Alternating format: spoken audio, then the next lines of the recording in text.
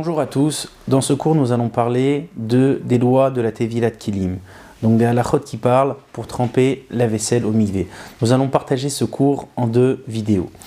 Donc la Torah nous demande de tremper tous les ustensiles qui ont appartenu à un non-juif, il faudrait les tremper au mikvé. La Torah nous dit Ach bemenida itrata, nous devons tremper cette vaisselle-là justement dans un mikvé qui est kasher, un mikvé qui est kasher pour femmes. On peut éventuellement le tremper dans un mikvé normal, kasher pour femmes, ou bien dans un fleuve, ou bien même dans la mer. La question est de savoir quels sont les ustensiles que nous devons tremper au mikvé.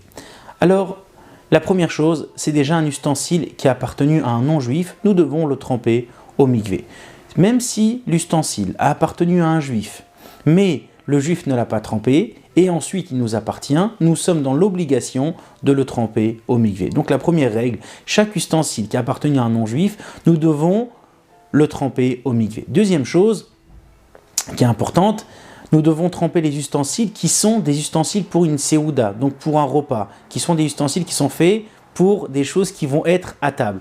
Mais on ne doit pas tremper les ustensiles, par exemple des vases, tout ce qui est vase, tout ce qui est décoration, qui n'a rien à voir avec la nourriture, on ne doit pas les tremper. D'après la Torah, ce qu'on doit tremper, c'est les ustensiles à base de métal, donc de fer, ou bien d'or, ou bien d'argent, et aussi les ustensiles qui sont faits à base de verre.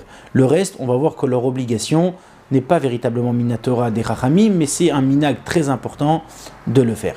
Donc, encore une fois, comme on a vu, si un ustensile a appartenu à un non-juif, on est dans l'obligation de le tremper au mikvé. Maintenant, admettons, j'ai acheté un ustensile d'un non-juif. Ensuite, je lui ai revendu et ensuite, je l'ai racheté. Donc, l'ustensile, je l'ai acheté d'un non-juif, je l'ai trempé au mikvé une première fois. Ensuite, je lui ai revendu et ensuite, lui-même me l'a revendu. Est-ce que j'ai besoin de le retremper au mikvé avec bracha? Réponse oui. J'ai besoin de le retremper. Pourquoi? Parce que à un certain moment, l'ustensile ne m'appartenait pas. Étant donné qu'il était vendu au non-juif, donc quand l'ustensile me revient, alors automatiquement, je devrais le tremper avec la bénédiction. Maintenant, si l'ustensile a eu un mélange interdit, exemple de lait ou de viande ou bien de nourriture non cachère, est-ce qu'on devra d'abord cachériser l'ustensile et ensuite le tremper, ou d'abord le tremper et ensuite le cachériser? La halakha nous dit d'abord on cachérise l'ustensile et ensuite on le trempe au mikvé. Lorsqu'on nous parle qu'on doit tremper au mikvé des ustensiles, alors même si l'ustensile a déjà été utilisé, une personne qui veut faire teshuva et qui a chez lui des ustensiles qui n'ont pas eu de mélange interdit mais qui n'ont pas été trempés au mikvé, alors il pourra les tremper au mikvé, même après quelques années qu'il ne les a pas trempés, il pourra quand même aller les tremper au mikvé. La question est de savoir quels sont les ustensiles véritablement qu'on doit tremper au mikvé. On a vu auparavant que tous les ustensiles qui ne sont pas utilisés pour un repas, on ne doit pas les tremper. Alors on va essayer de donner quelques petites nuances pour essayer de bien comprendre cette halakha.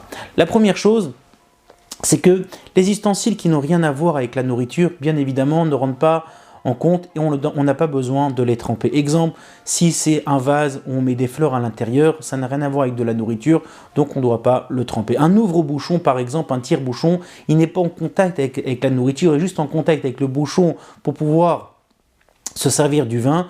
On n'a pas besoin de le tremper, même sans bracha, on n'a pas besoin d'aller le tremper.